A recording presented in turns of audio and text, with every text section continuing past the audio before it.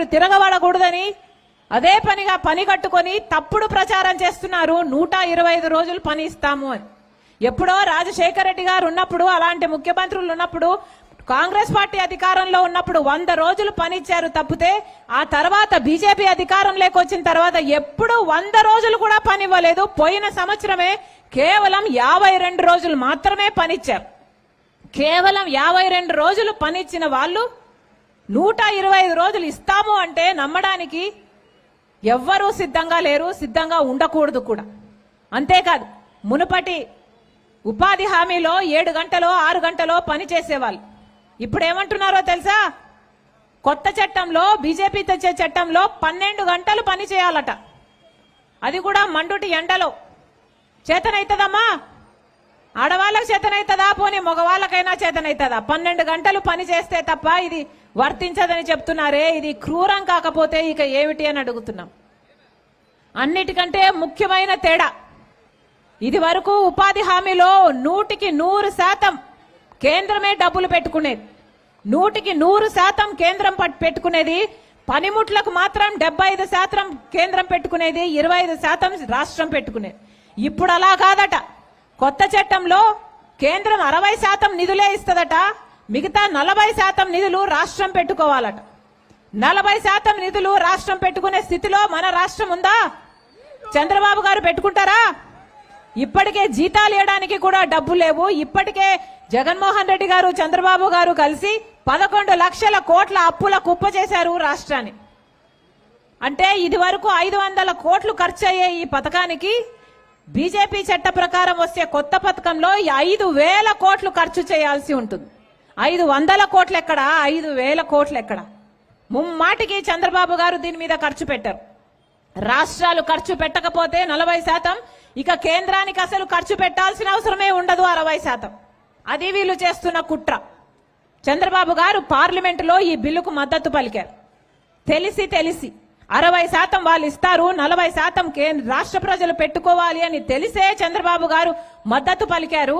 ఇప్పుడేమో మళ్ళీ 40% నిధుల కోసం మాకు డబ్బులు ఇవ్వండి అని బీజేపీ చుట్టూ తిరుగుతున్నారు. అసలు ఎందుకు మద్దతు ఇవ్వాలి? మళ్ళీ ఇక్కడికి వచ్చి ఎందుకు అడుక్కోవాలి? చంద్రబాబు గారు సమాధానం చెప్పాలి. అసలు చంద్రబాబు గారు ఈ నిర్ణయం ఎందుకు తీసుకున్నారు? రాష్ట్ర ప్రజలకు సంబంధించిన నిర్ణయము 40% ఖర్చు రాష్ట్రం పెట్టుకోవాలి అంటే రాష్ట్ర ప్రజలు పెట్టుకోవాలని కదా. అలాంటి నిర్ణయం చంద్రబాబు గారు తీసుకున్నారు అంటే ఎంత ద్రోహం అని అడుగుతున్నాం. పోనీ ఎవరైనా మాట్లాడుతున్నారా మన రాష్ట్రంలో? జగన్మోహన్ రెడ్డి గారు ఉన్నారు, వైసీపీ నాయకుడు. రాజశేఖర రెడ్డి గారు ఇంత అద్భుతంగా చేసి చూపిన పథకం కదా ఉపాధి హామీ పథకం. మరి జగన్మోహన్ రెడ్డి గారు ఏమైనా వ్యతిరేకించి మాట్లాడుతున్నారా? ఎప్పుడైనా కనిపించారా? మాట్లాడినట్టు ఎప్పుడు కనిపించరు. ఎందుకంటే జగన్మోహన్ రెడ్డి గారు బీజేపీని ఎదిరించే సాహసం ఎప్పుడూ చేయరు కాబట్టి మన రాష్ట్రంలో మూడు పెద్ద పార్టీలు ఉంటే, ఒక వైసీపీ, ఒక టీడీపీ, ఒక జనసేన ఉంటే, ముగ్గురు అందరూ కలిసి బీజేపీకే బినామీలుగా తయారయ్యారు, బీజేపీకే బానిసలుగా తయారయ్యారు. అందుకే ఈరోజు కాంగ్రెస్ పార్టీ ప్రజల కోసం నిలబడాలి అని నిర్ణయించుకుంది. అందుకే కాంగ్రెస్ పార్టీ ఉపాధి హామీ పథకాని కోసం కొట్లాడాల్సి వచ్చినా సరే, ఒక ఉద్యమం చేయాల్సి వచ్చినా సరే, ప్రజల పక్షాన నిలబడాలని నిర్ణయించుకుంది, ప్రజల పక్షాన పోరాడాలని నిర్ణయించుకుంది. అందుకే రాజశేఖర రెడ్డి బిడ్డ ఈ రోజు ఈ ఉపాధి హామీ పరిరక్షణ యాత్ర చేస్తుంది. మిమ్మల్ని అందరినీ కూడా చైతన్యపరచడమే ఈ యాత్ర ముఖ్య ఉద్దేశం. మీ అందరూ కూడా మాట్లాడాలి. మీ అందరూ కూడా చెయ్యి కలిపి ఉపాధి హామీ పని పథకం మాకు పాతదే కావాలి అనేటట్టుగా మీ అందరూ కూడా నోరు విప్పుతేనే ఈ పథకానికి అంతో ఇంతో రక్షించుకోగలం. లేకపోతే బీజేపీ పార్టీ ఈ పథకాన్ని మొత్తానికే తీసేయాలనుకుంటుంది. మళ్ళీ చెప్తున్నాం, మిమ్మల్ని హెచ్చరిస్తున్నాం, అందరూ కలిసి ఈ పథకాన్ని కాపాడుకోవాల్సిన అవసరం ఉంది. ఇప్పటికే రాష్ట్రంలో ఎన్నో సమస్యలున్నాయి. బిడ్డలకు ఉద్యోగాలు రావటం లేదు, ప్రత్యేక హోదా ఇవ్వటం లేదు బీజేపీ పార్టీ. వీళ్ళెవ్వరూ వైసీపీ గాని, టీడీపీ గాని, జనసేన గాని ఎవ్వరూ అరగటం లేదు. మన రాజధానికి కావాల్సిన నిధులైతే అప్పులు ఇస్తున్నారు. పోలవరం ప్రాజెక్టు ఎత్తు తగ్గిస్తున్నారు. అదొక గ్రావిటీ బేస్డ్ ప్రాజెక్టు కాకుండా ఒక లిఫ్ట్ ఇరిగేషన్ ప్రాజెక్ట్ గా తయారు చేస్తున్నారు. ఇన్ని సమస్యలు ఉండి కూడా ఒక్కరు కూడా మాట్లాడడం లేదు. కాబట్టే ఈరోజు రాజశేఖర రెడ్డి బిడ్డ ప్రజల తరపున మీ దగ్గరకు వచ్చింది. వీటన్నిటి కోసం కొట్లాడాలి. కానీ ఇవన్నీ చేయాలి అంటే మీ సహకారం కూడా కాంగ్రెస్ పార్టీకి అవసరం. మీ అందరూ కాంగ్రెస్ పార్టీని ఆదరించండి.